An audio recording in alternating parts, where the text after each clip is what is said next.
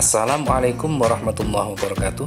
Perkenalkan, saya Hubi Bella, calon guru penggerak Angkatan 9 dari SDN Perunggan 1, Kecamatan Semanding, Kabupaten Tuban, Jawa Timur. Kali ini saya akan melaksanakan aksi nyata modul 1.4 Budaya Positif.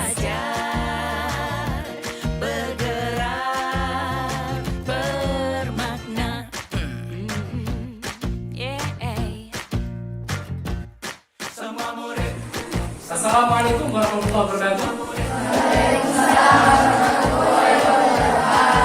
Anak-anak, pagi hari ini kita akan menyusun kesepakatan atau keyakinan kelas. Kalian tahu apa yang dimaksud dengan kesepakatan atau keyakinan kelas? Peraturan kelas. Ya, betul. Sebenarnya hampir sama antara kesepakatan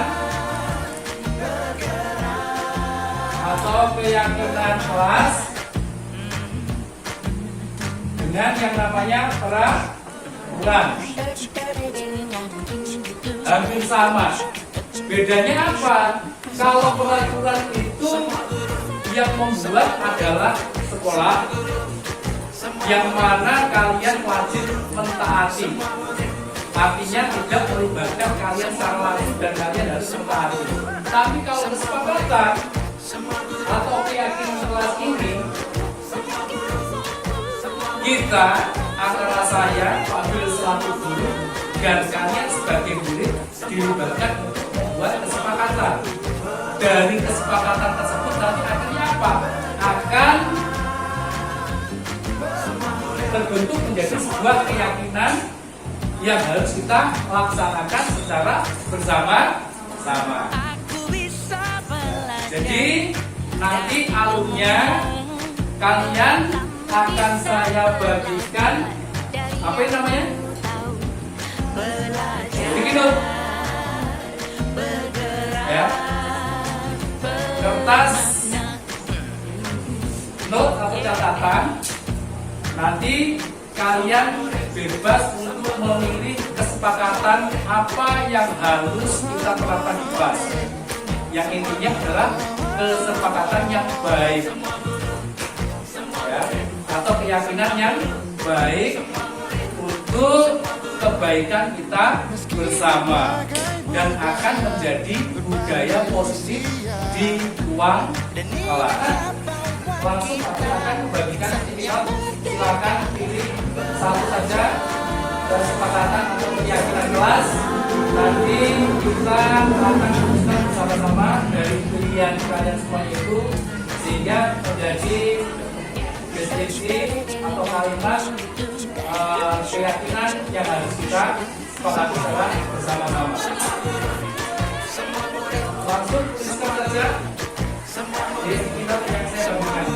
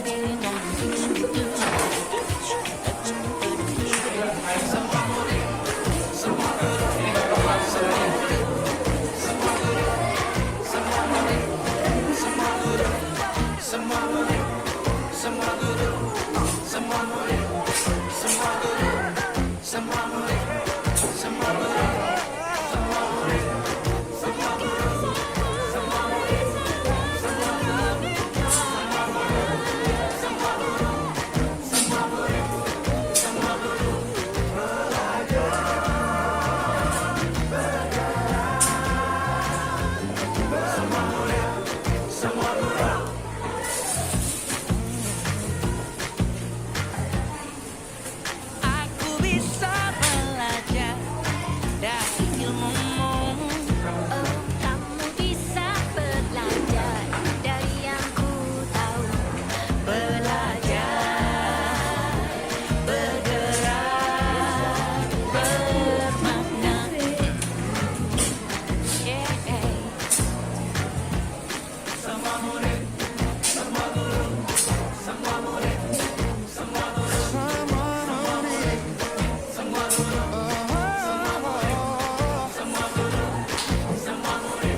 Dan silakan duduk. Meski berbagai budaya, berbagai usia, dan ingatlah bahwa kita insan yang merdeka.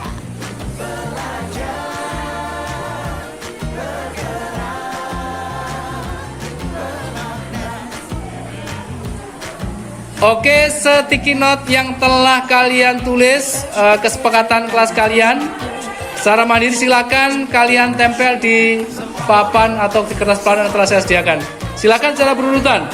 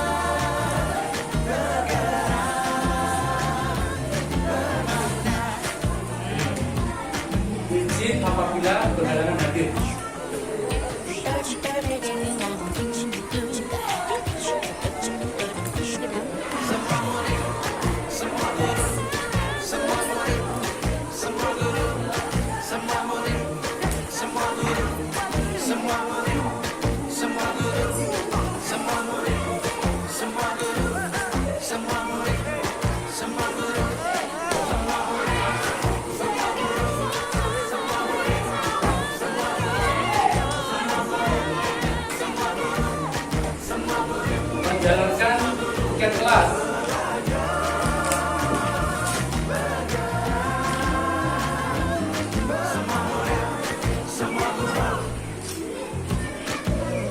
Menjalankan tiket kelas. Aku bisa belajar dari ilmumu. Oh, kamu bisa belajar dari yang ku tahu. Belajar, bergerak, bermakna. Yeah. Menciptakan kondisi kelas yang aman dan nyaman. Menciptakan kondisi kelas yang aman dan nyaman.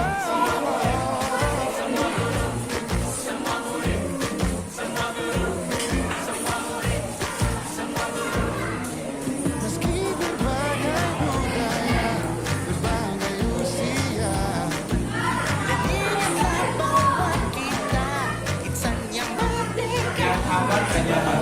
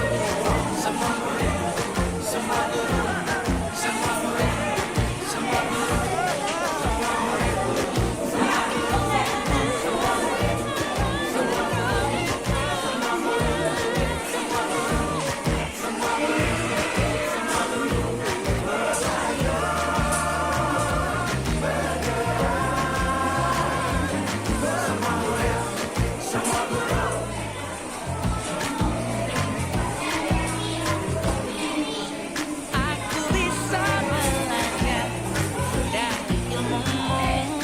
Oh, kamu bisa belajar dari yang ku tahu.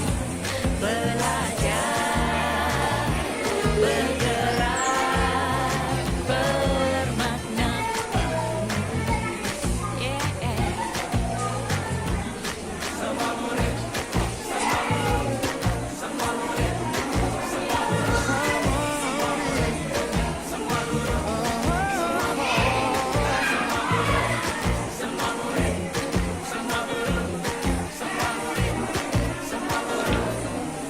Meski berbagai budaya, berbagai usia, dan ingatlah bahwa kita insan yang merdeka.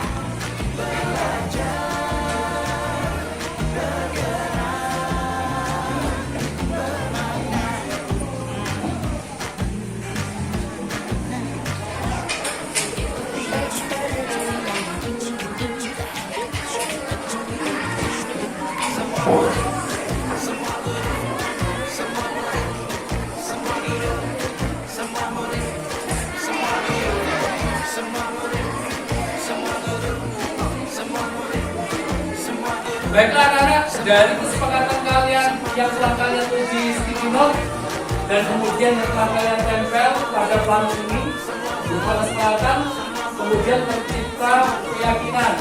Di sini terdapat 10 keyakinan.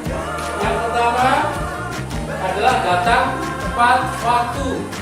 2. Berdoa sebelum dan sesudah belajar. Kemudian ketiga, memakai seragam dan atribut lengkap. Yang keempat, izin apabila berhalangan hadir. Kemudian yang kelima, menjalankan tiket kelas. Kemudian yang keenam, menciptakan kondisi kelas yang aman dan nyaman. Kemudian yang ketujuh, berbicara sopan dan santun. Yang kedelapan, saling menghormati dan menghargai. Yang kesembilan, meminta izin jika ada kepentingan. Dan yang ke-10, membiasakan berkata permisi, maaf, tolong, dan terima kasih. Harapan Babil, keyakinan kelas ini dapat dilaksanakan dengan seksama. Setuju? Setuju. Kalian siap? Siap. menjadi anak hebat, mampu menciptakan kondisi budaya positif yang luar biasa di kelas. Siap? Merdeka belajar, bergerak, bermakna.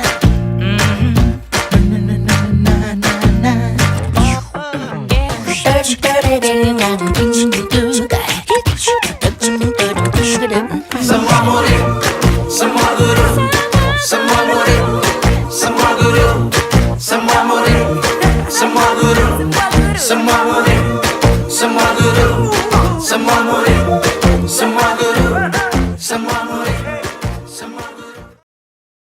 Assalamualaikum warahmatullahi wabarakatuh. Alhamdulillah wassallallahu la haula wala quwwata illa billah. Wassallallahu ala sayyidina Rasulillah Muhammad bin Abdullah la nabiyya ba'dahu. Bapak Ibu guru pendidikan agama Islam Kecamatan Semakin yang berbahagia, seperti yang telah disampaikan oleh pembawa acara bahwa sebelum kita mengikuti diseminasi IKM diawali terlebih dahulu dengan kegiatan diseminasi budaya positif di komunitas belajar dan juga lingkungan sekolah maupun kelas. Artinya apa? Saya mempunyai kewajiban dari dinas dan juga kementerian untuk menyampaikan budaya positif ini kepada jenengan semuanya. Bapak Ibu guru sekalian, saya akan memberikan ice breaking terlebih dahulu untuk jenengan supaya tidak ngantuk dan fokus pada roti. Jika nanti saya menyampaikan semangat pagi, jenengan jawabnya semangat pagi, semangat pagi, semangat. Jika nanti saya mengucapkan siapa kita, jenengan jawab Gepai Semanding hebat. Perlu berarti atau langsung?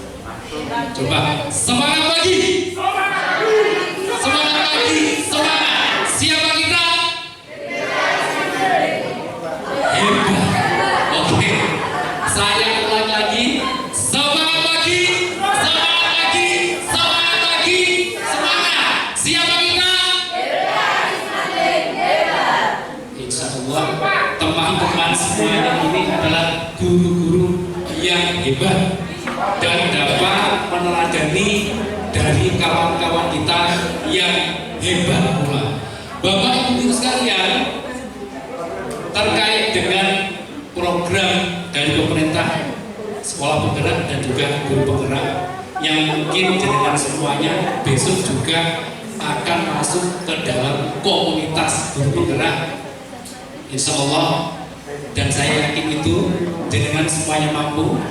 Ini terkait dengan filosofi dari pendidikan, filosofi pendidikan Yajar Dewantara yang sering kita dengar, ya, yang sering kita lihat.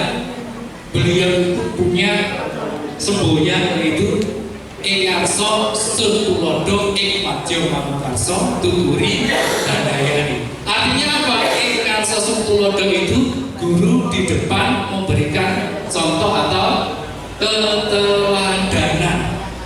Apalagi kita yang punya tanggung jawab itu apa? Memberikan pendidikan karakter bagi anak-anak, menjadi tanggung jawab guru pendidikan agama Islam. Makanya sekarang ada SPPAI yang sebagian dari kawan kita telah mengikuti kegiatan tersebut dan semoga menjadi juara. Itu harapan kita semuanya. Kemudian Pak Dio Pamungkaso di tengah memberikan ide atau gagasan menjadi guru yang cerdas, yang cerdik, yang smart. Kemudian Tutmuri Handayani di belakang memberikan dorongan kepada anak-anak didik kita. Nah, kaitannya tujuan pendidikan nasional dan merdeka belajar itu apa? Kaitannya dengan poin di Undang-Undang Nomor 20 Tahun 2003 tentang sistem pendidikan nasional di pasal 3, di mana pendidikan diselenggarakan agar setiap individu dapat menjadi manusia yang beriman dan bertakwa pada Tuhan Yang Maha Esa, kemudian berakhlak mulia. Ini tugas kita. Ini domain kita sebagai guru pendidikan agama Islam. Sehat, berilmu, cakap, kreatif, mandiri, dan menjadi warga negara yang demokratis dan bertanggung jawab. Nah, semangat ini kemudian apa? Memunculkan sebuah pedoman. Makanya muncul di profil pelajar Pancasila yang terdapat 6 dimensi. Yang pertama adalah bertakwa kepada Tuhan Yang Maha Esa dan berakhlak mulia, berkebinekaan global, bergotong royong, mandiri, bernalar kritis, dan juga kreatif. 6 domain ini, 6 dimensi ini, ya, yang akhirnya apa? Mewajibkan sekolah itu membuat visi dari sekolah merdeka itu sesuai dengan 6 dimensi ini, Bapak Ibu sekalian. Jadi besok jika sekolah jenengan masuk ke sekolah penggerak dan jenengan dimasuk di grup penggerak, nanti jenengan membuat visinya juga terkait dengan 6 dimensi yang ada pada profil pelajar Pancasila. Nah, dasar dari pendidikan menurut Ki Hajar Dewantara ada 2, pengajaran dan pendidikan. Sebenarnya ini sudah sering kita lakukan di kelas kita. Pengajaran tidak lain adalah pendidikan dengan cara transfer ilmu pengetahuan. Jenengan mengajarkan apa, materi apa yang dengan jabarkan, yang jenengan sampaikan ke anak didik, jenengan semuanya itu terkait dengan materi. Ini pengajaran. Tetapi yang lebih penting di kurikulum merdeka itu adalah pendidikan. Diartikan sebagai tuntunan dalam hidup tumbuhnya anak dalam menuntut pendidik diibaratkan sebagai seorang petani. Pendidik ini kaitannya dengan moral, karakter, ya, akhlak, sopan santun dan lain sebagainya. Ini harapan dari filosofi pendidikan dari Ki Hajar Dewantara. Ini harapannya. Mendidik karakter, mendidik akhlak. Itu titik beratnya di sana, atau titik poinnya di sana. Nah, harapan anak-anak di generasi alfa, anak-anak sekarang kan beda dengan generasi kita. Kita itu generasi apa? X, ya. Kita apa? Anak-anak sekarang itu adalah anak-anak generasi alfa, anak yang hidup berdampingan dengan teknologi. Makanya makanan seperti nasi pecel, nasi uduk, dan anak-anak sedang makan. Biayanya apa? Yang serba cepat, junk food. Terus apa? Ya pokoknya cepat-cepat itu seperti sebelah fast food itu loh. Kemudian apa yang ada di waralaba seperti sapi dan lain sebagainya. Butuhnya itu. Nonton film juga tidak mau, film yang lama-lama anak-anak sekarang itu. Makanya TikTok begitu laku.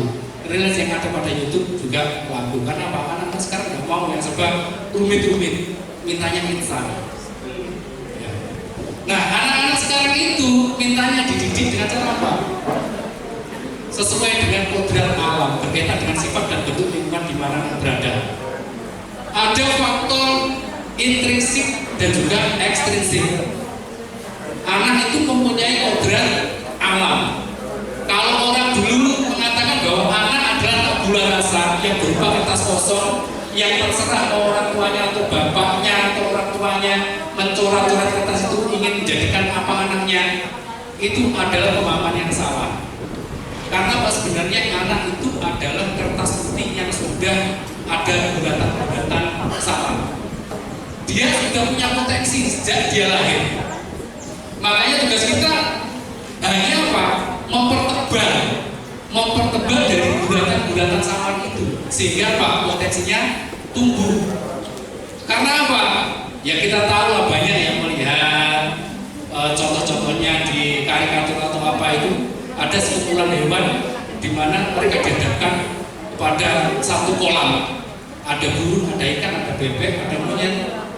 Maka begitu guru ketika fokusnya hanya anak harus bisa berenang, yang bisa berenang ya hanya ikan, kemudian bebek juga sebagian bisa berenang, tapi monyet tidak bisa berenang, burung juga tidak bisa berenang. Makanya konsepnya itu kita harus menyesuaikan dengan kodrat alam, kodrat utama anak tersebut. Kan kelihatan tuh, dia menyuka seni, suka matematika dan lain sebagainya. Makanya itu akhirnya sekarang tumbuh yang namanya pembelajaran berdiferensiasi. Nah itu. Jadi anak kodrat alamnya itu sudah ada dari intrinsiknya. Kalau ekstrinsiknya apa? Anak yang kodratnya hidup di atas gunung atau di wilayah pedesaan, maka kodrat alamnya dari faktor eksternal itu apa? Berupa terbentuk misalkan menjadi anak petani. Kalau di wilayah pantai, faktor eksternalnya adalah apa? Laut. Maka anak-anak kesannya itu kodratnya adalah menjadi nelayan. Nah itu harus kita pahami. Kemudian yang kedua adalah kodrat zaman. Ini juga penting, makanya sekarang kita di peradaban abad 21, maka kodrat zamannya pendidikan menekankan pada kemampuan anak untuk memiliki keterampilan abad 21, teknologi. Makanya kita sebagai guru, mari kita belajar bersama-sama untuk apa? Untuk belajar, ya, sama-sama belajar mengaktualisasi diri, mengupgrade diri dengan teknologi, membuat misalnya konten menggunakan Canva. Karena apa? Sekarang berkaitan dengan yang namanya RTP, TPACK yang berbasis konten. Makanya jenengan harus aktif untuk membuat video sumber belajar yang kaitannya dengan YouTube dan teknologi yang lain. Intinya di teknologi tepat guna, bisa menggunakan Canva, bisa menggunakan Kenmaster, bisa menggunakan Google Sheet dan lain sebagainya. Itu harus menyesuaikan ini.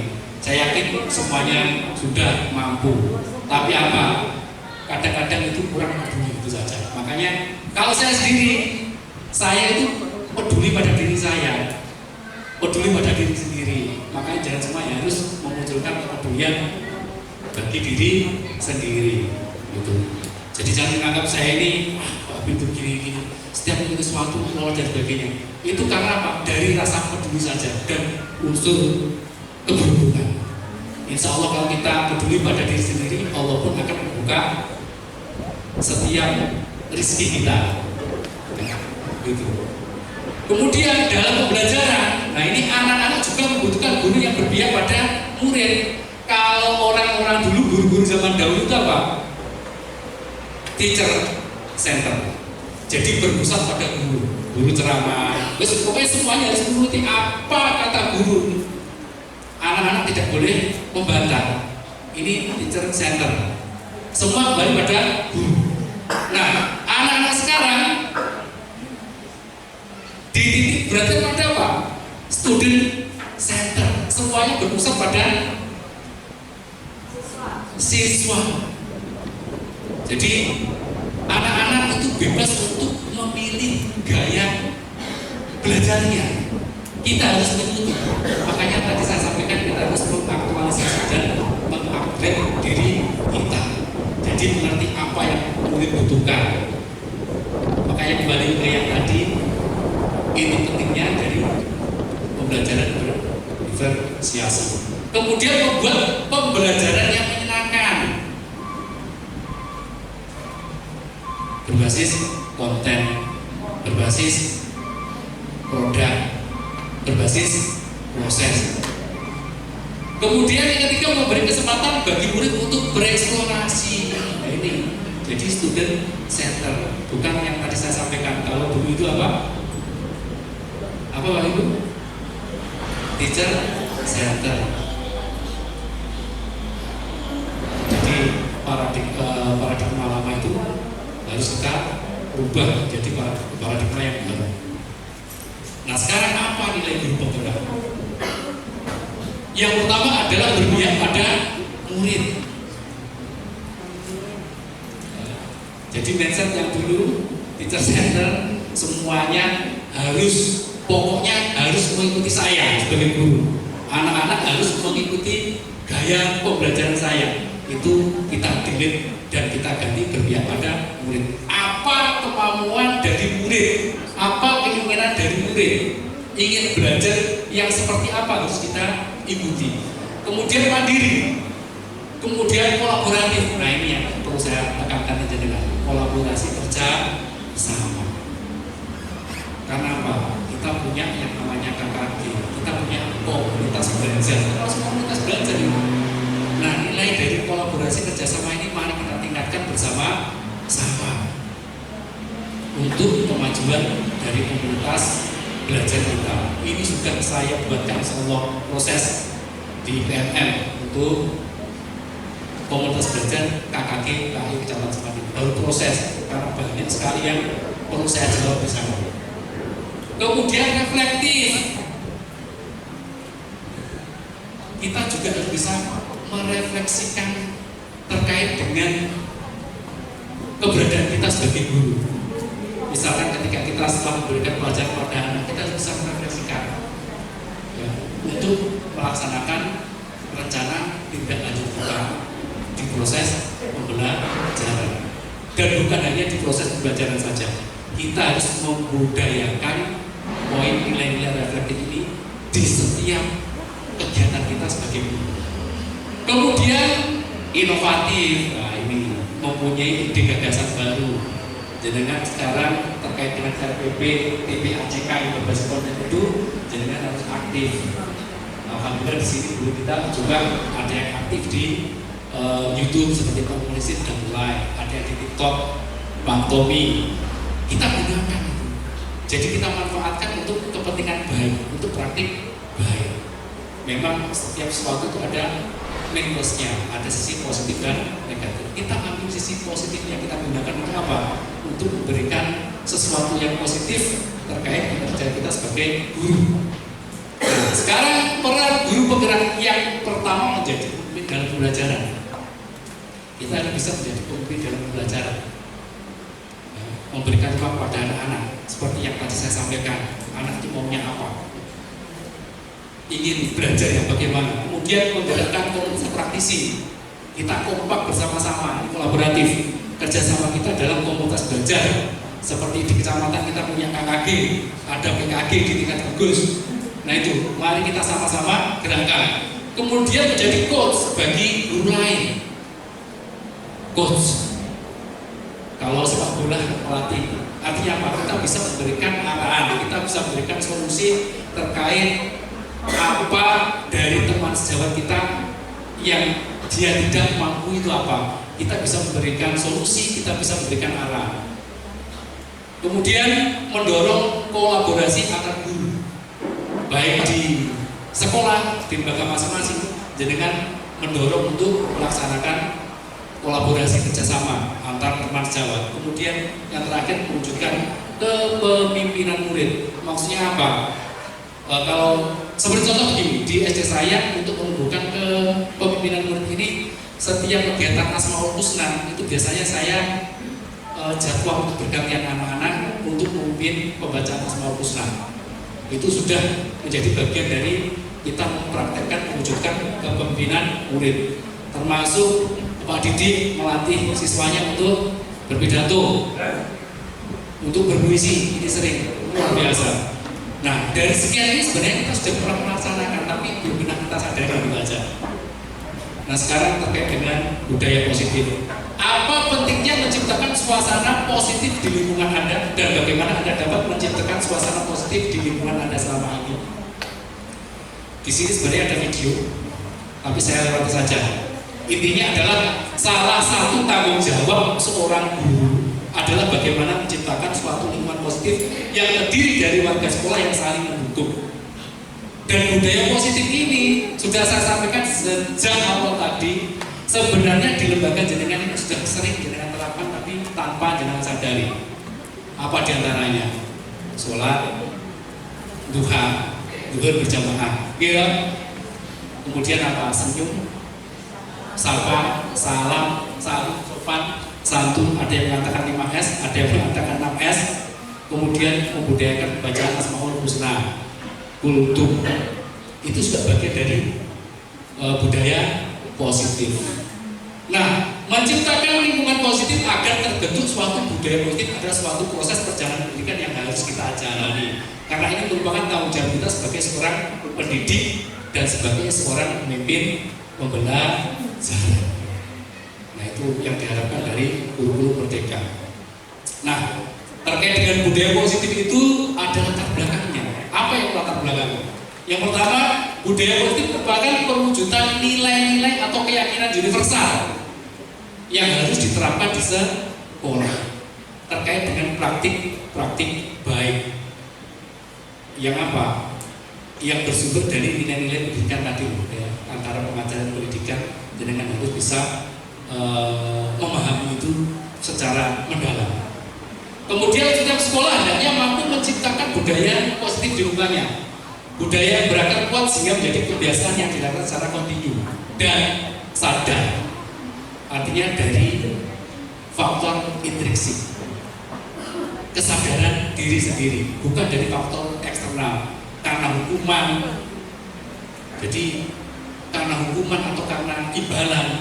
Jadi dua hal ini, karena hukuman atau karena imbalan ini justru yang merusak dari karakter anak, karena itu faktornya dari eksternal.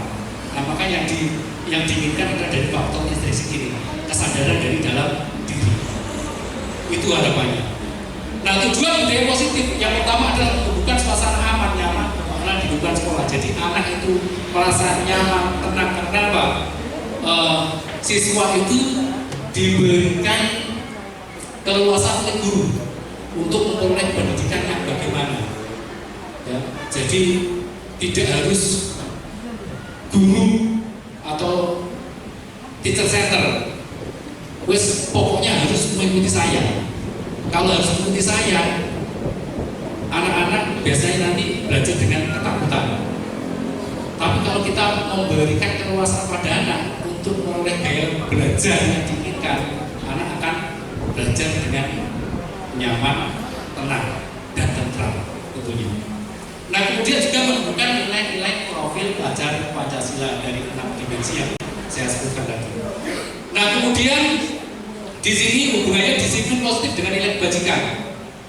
Disiplin positif dapat membuat seorang menggali potensi yang menuju kepada sebuah tujuan, sesuatu yang dihargai dan bermakna. Nah, nilai kebajikannya adalah nilai-nilai kebajikan universal yang meliputi keadilan, tanggung jawab, kejujuran, rasa syukur, lurus hati, prinsip, integritas, kasih sayang, rajin, komitmen, mempunyai kepercayaan diri, kesabaran, dan lain sebagainya. Nah, dalam filosofi Ki Dewantara disebutkan bahwa belajar tentang disiplin positif tidak harus memberikan hukuman. Hukuman sanksi merupakan alternatif terakhir, ya, dan kalau perlu tidak digunakan sama sekali. Dalam budaya kita maknai kata disiplin merupakan sesuatu yang dilakukan seorang pada orang untuk mendapatkan kepatuhan. Jadi dalam Merdeka Belajar itu hukuman, konsekuensi dan sebagainya kita hilangkan.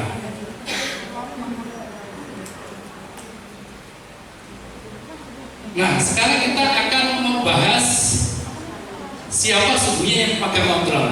Ini kita bayangkan sama-sama, ya. Ini dengan bayangkan di kepala Anda ini, bayangkan di kepala Anda, tangan Anda ini memegang sesuatu yang amat berharga. Misalkan dengan bayangkan emas, permata atau lain sebagainya. Nah, di sini dipraktekkan dengan menggunakan kertas, tapi kita bayangkan saja, hanya bayangan, seakan-akan kita menggenggam sesuatu yang berharga. Nah, bayangkan ada satu orang di dekat Anda yang mencoba untuk membuka kepala tangan Anda. Apa yang terjadi kira-kira? Coba Bu Fali, apa yang terjadi? Di tangan Anda terdapat saudara berharga dan ini direbut oleh teman Anda, orang lain. Ketika kita memegang sesuatu dan itu sangat berharga dan akan direbut orang lain, maka yang terjadi adalah kita semakin kuat untuk mempertahankan apa yang kita punya karena itu sangat berharga bagi kita. Artinya faktor apa yang mempengaruhi Anda? Ekstrinsik atau intrinsik? Faktor eksternal atau internal yang mempengaruhi Anda untuk tidak melepaskan kehidupan Anda. Dua-duanya, faktor intrinsiknya adalah berasal dari naluri saya yang ingin mempertahankan, sedangkan ekstrinsiknya adalah dari orang lain itu yang ingin merebutnya.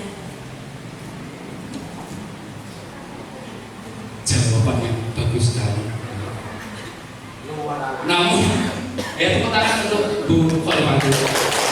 Pada dasarnya yang memberikan pengaruh terbesar pemikiran Anda sendiri. Kenapa? Anda menganggap bahwa ini sesuatu yang berharga bagi saya dan mungkin akan saya lepaskan. Bahwa ini permata kok enak tenang direbut oleh orang lain, kan seperti itu.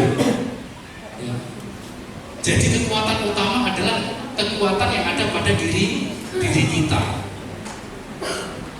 Nah, maka dari itu di sini ada motivasi eksternal dan internal. Ada dua. Yang pertama untuk menghindari ketidaknyamanan. Biasanya yang terkait dengan teori motivasi perilaku manusia itu apa? Melakukan suatu hal itu dipengaruhi oleh dua hal, eksternal dan internal. Dari faktor eksternal itu diantaranya untuk menghindari ketidaknyamanan. Misalkan anak berangkat pagi, ya, kadang dipengaruhi oleh dua faktor eksternal. Yang pertama apa? Misal contoh yang anak datang tepat waktu. Biasanya dipengaruhi apa? Menghindari ketidaknyamanan atau hukuman. Oh, karena khawatir mendapatkan hukuman. Misalnya suruh lari keliling lapangan. Yang faktor eksternal saja adalah untuk mendapatkan imbalan. Kadang-kadang faktor eksternalnya anak-anak diberikan imbalan. Misalkan di ruang kelas siapa yang bisa mengerjakan soal ini? Oh, itu tadi supaya dapat imbalan dari guru, mendapatkan nilai baik dan sebagainya. Ya justru faktor eksternal ini yang merusak. Maka dari itu kekuatan utama adalah faktor internal ekstrinsik untuk menghargai diri sendiri. Saya akan menjadi orang yang seperti apa bila saya melakukan itu. Jadi karena kesadaran dari diri sendiri, itulah karakter yang terkuat, bukan dari karena hukuman atau karena imbalan, tapi dari diri sendiri yang ingin memunculkan faktor ekstrinsik, kesadaran diri. Itulah yang lebih utama. Nah, bisakah kita mengontrol seorang sesuai dengan perubahan paradigma stimulus respon atau teori kontrol? Stimulus kontrol biasanya orang berpikir kita mencoba mengubah orang lain agar berpandangan sama dengan kita. Ini pandangan yang keliru. Yang benar bagaimana? Kita berusaha memahami pandangan orang lain tentang dunia. Jadi memberikan kebebasan orang lain itu apa? Mengeluarkan unek-uneknya, mengeluarkan pandangannya. Yang kedua, perilaku buruk dilihat sebagai suatu kesalahan. Jadi menganggap orang lain berbuat salah itu pasti keliru orang itu. Nah, dalam teori kontrol semua perilaku memiliki tujuan. Kadang anak-anak di kelas ya membuli temannya atau melakukan suatu hal yang buruk itu karena apa? Tujuannya ingin mendapatkan perhatian dari kita. Mereka ingin memiliki tujuan. Tujuannya apa? Ingin kita perhatikan. Itu anak-anak. Kemudian orang lain bisa mengontrol saya. Dalam teori kontrol hanya Anda yang bisa mengontrol diri Anda. Yang paling benar itu Anda tidak bisa dikontrol oleh orang lain, tapi diri Anda yang bisa mengontrol diri Anda. Kemudian saya bisa mengontrol orang lain. Anda itu tidak bisa mengontrol orang lain, karena orang lain itu punya dunianya masing-masing. Kemudian pemaksaan ada pada saat bujukan gagal. Nah, kolaborasi dan konsensus menciptakan pilihan-pilihan baru.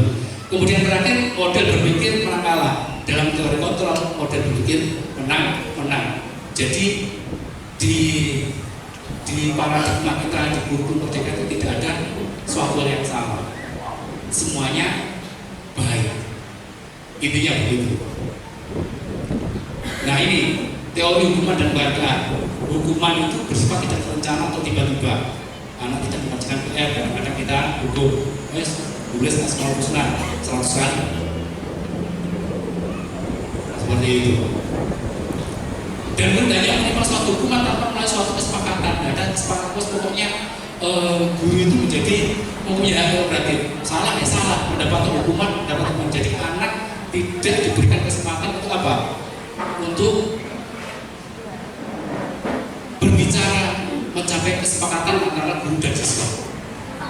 Nah, Alfikon mengemukakan baik penghargaan maupun hukuman ada cara-cara mengontrol perilaku seorang yang menghancurkan potensi pembelajaran yang sesungguhnya. Justru hukuman itu apa? Menghancurkan potensi pembelajaran. Secara ideal tindakan belajar itu sendiri adalah penghargaan sesungguhnya. Karena apa? Sesungguhnya itu yang ideal tindakan belajar itulah sesungguhnya penghargaan. Makanya ketika memberikan hukuman dan juga memberikan pengaruh kepada anak itu justru sebenarnya merusak, memberikan ribuan dan lain sebagainya. Secara tidak langsung mungkin untuk saat ini bagus, baik bagi psikologi anak, tapi seiring berkembangnya waktu justru akan merusak. Karena apa? Menurut Alfikon, jadi penghargaan sesungguhnya anak secara ideal dalam menciptakan belajar yang bagus itu adalah sebuah penghargaan. Nah, teori motivasi dia dosen dalam bukunya Restructuring School Disiplin menyatakan ada 3 motivasi dalam manusia. Yang pertama untuk menghindari ketidaknyamanan tadi, karena takut, dukung dan lain sebagainya, berangkat pagi, mengajarkan PR. Kemudian untuk mendapatkan imbalan, agar anak-anak itu juga mendapatkan imbalan dari gurunya, supaya dapat ujian, mendapat nilai yang bagus dan sebagainya. Nah, yang terakhir ini adalah faktor intrinsik yang muncul dari diri sendiri. Yang dua itu faktor eksternal. Nah, yang terpenting adalah ini justru untuk menjadi orang yang mereka inginkan. Karena apa? Dari kesadaran diri sendiri. Jadi intinya itu memunculkan kesadaran positif dari diri sendiri yang diharapkan sesuai dengan merdeka belajar. Nah, sekarang 5 kebutuhan manusia. Manusia itu memiliki 5 kebutuhan dasar. Yang pertama adalah bertahan hidup. 5 kebutuhan dasar manusia yang pertama adalah bertahan hidup. Kemudian mendapatkan cinta dan kasih sayang, mendapatkan kesenangan, mendapatkan kebebasan, dan yang keempat adalah kekuasaan. Itu adalah 5 kebutuhan dasar manusia. Sudah pasti. Nah, kemudian keyakinan kelas bersifat lebih abstrak daripada peraturan, berupa pernyataan universal, pernyataan keyakinan bersifat positif, semua warga kelas berperan aktif, pernyataan keyakinan tidak terlalu banyak, dan pernyataan keyakinan bisa direvisi. Ini terkait dengan kebutuhan dasar manusia tadi dan juga kaitannya dengan pembuatan keyakinan kelas. Jadi keyakinan kelas itu adalah praktik baik, budaya positif yang dapat jenengan semua ciptakan, ya, bersama dengan stakeholder di lembaga jenengan, kemudian jangan ciptakan di ruang kelas, ada kesepakatan antara jenengan dan peserta didik untuk menciptakan keyakinan kelas. Di antaranya apa? Misalnya terbiasa baca doa sebelum belajar, termasuk juga keyakinan kelas, dan itu harus disepakati dan jenengan semuanya kaitannya dengan segitiga restitusi yang akan nanti saya sampaikan di akhir. Ya. Nah, 5 posisi kontrol seorang guru. Kita sebagai guru sebenarnya mempunyai 5 posisi kontrol. Yang pertama sebagai penghukum. Nah, pengerjaan PR ini maju ke depan, angkat kakinya, letakkan tangan di telinga alias jerer. Kemudian kita membuat orang merasa bersalah. Guru sebagai teman, guru sebagai pemantau, guru sebagai manajer.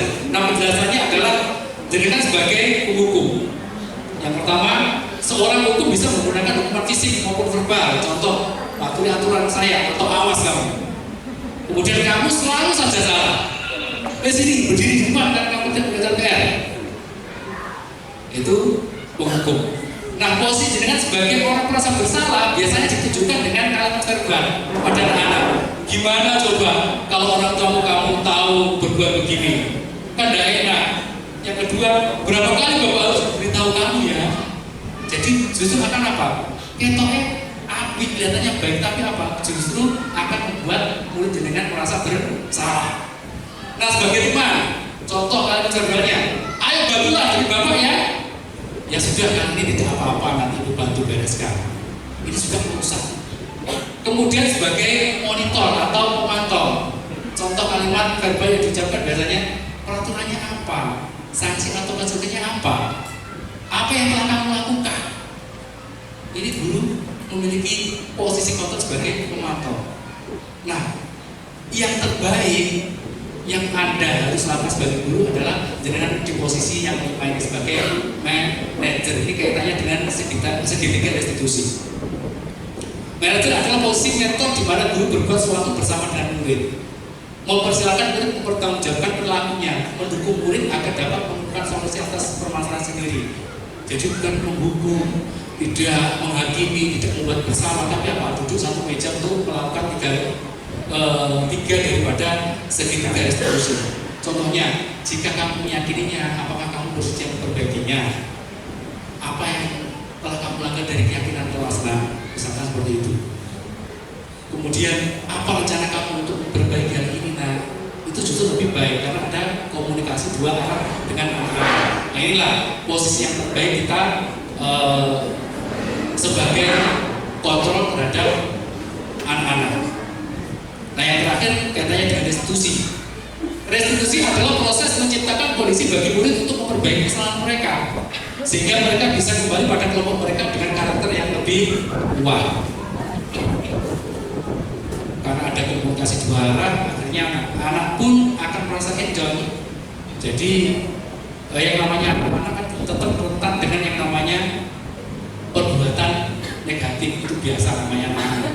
Seperti yang telah saya sampaikan tadi, karena mereka apa? Mencari perhatian. Makanya tidak ada anak-anak di sekolah jenengan itu kemudian justru malah ada yang anak yang urut banget itu malah menjadi apa? Menjadi tanda tanya. Kalau ada anak yang nakal, itu sebenarnya hanya yang kita buang karena mereka punya akal. Dan pasti anak-anak yang namanya apalagi di lembaga kita, lembaga sekolah dasar itu pasti anak-anak itu yang namanya nakal itu pasti apa? Mendominasi. Karena mereka punya akal. Memilih itu coba seperti apa yang telah saya sampaikan tadi. Nah, ciri-ciri restitusi bukan untuk menebus kesalahan, namun untuk belajar dari kesalahan itu. Restitusi memperbaiki hubungan. Ya, restitusi memperbaiki hubungan. Kemudian restitusi adalah tawaran, bukan paksaan. Restitusi menuntut anak untuk melihat ke dalam diri. Kemudian restitusi mencari kebutuhan dasar yang mendasari tindakan. Kemudian yang keenam, restitusi fokus pada solusi yang diharapkan. Kemudian restitusi fokus pada karakter, bukan tindakan. Nah, sekarang segitiga restitusi itu yang pertama adalah menstabilkan identitas, kemudian memvalidasi tindakan yang salah, kemudian yang terakhir itu adalah menanyakan keyakinan yang sudah kita sepakati tadi. Jadi hubungannya dengan restitusi, dengan sebelum menerapkan segitiga restitusi di siswa Anda harus membuat keyakinan kelas terlebih dahulu. Ya, diawali dengan pembuatan keyakinan kelas seperti yang telah saya sampaikan. Jadi dengan stakeholder membicarakan itu, kemudian di ruang kelas membicarakan antara guru dan murid untuk membuat sebuah kesepakatan atau suatu kesepakatan yang intinya merujuk pada keyakinan kelas atau praktik baik atau budaya positif. Termasuk apa tadi? Berdoa sebelum belajar, kemudian merapikan misalkan meja setelah pembelajaran. Dan dalam pembuatan keyakinan kelas itu hindari kalimat negatif, diganti menjadi kalimat positif. Artinya misalkan dilarang buang sampah di tempatnya, itu dirubah, buanglah sampah pada tempatnya, ya, bukan buang mantan pada tempatnya. Itu. Jadi kalimatnya apa? Nanti saya berikan di akhir nanti sebelum kita melaksanakan implementasi IKM dari Bapak BWI, Bapak Muaso, nanti akan saya sedikit putarkan video supaya dengan memahami penerapan segitiga restitusi. Segitiga restitusi adalah suatu proses dialog yang dijalankan guru agar menghasilkan murid yang mandiri dan bertanggung jawab. Segitiga restitusi yang pertama adalah menstabilkan identitas, yang kedua memvalidasi tindakan yang salah, yang ketiga menanyakan keyakinan.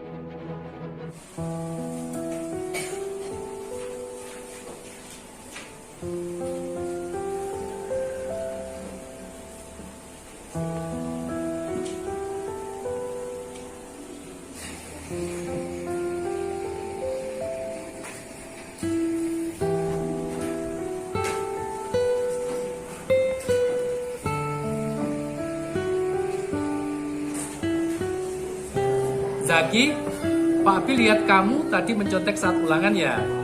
Ya Pak, maaf. Zaki, kamu bukan satu-satunya siswa yang pernah mencontek.